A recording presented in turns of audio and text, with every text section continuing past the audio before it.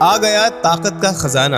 کمزور جسم والے لوگوں اور بڑی عمر کے لوگوں کے لیے تو یہ ریمیڈی کسی نعمت سے کم نہیں ہے. جن لوگوں کو جسمانی کمزوری ہے یا جو بڑی عمر کے افراد جسم میں کمزوری محسوس کرتے ہیں وہ اس نسخے کو ویک میں 2-3 بار استعمال کریں.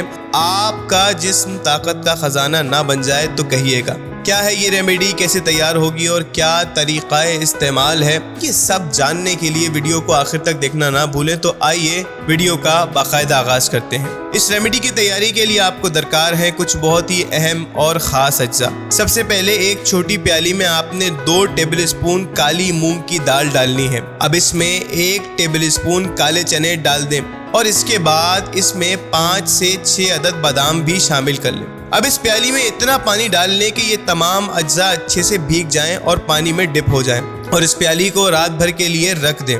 اب ایک اور پیالی لیں اور اس میں 10 دانے کشمش ڈالیں اور اس میں بھی پانی شامل کر کے رات بھر کے لیے ڈھانپ کر رکھ دیں. طریقہ استعمال انتہائی آسان ہے. صبح کو پہلی پیالی کے تمام اجزاء اچھی طرح چبا کر کھا لیں اور پانی پھینک دیں اور دوسری پیالی یعنی کہ کشمش والی پیالی کو بھی اٹھائیں اور کشمش کو کھا لیں, لیکن اس کا پانی نہیں پھینکنا, اس کا پانی بھی آپ نے ساتھ میں ہی پی لینا ہے.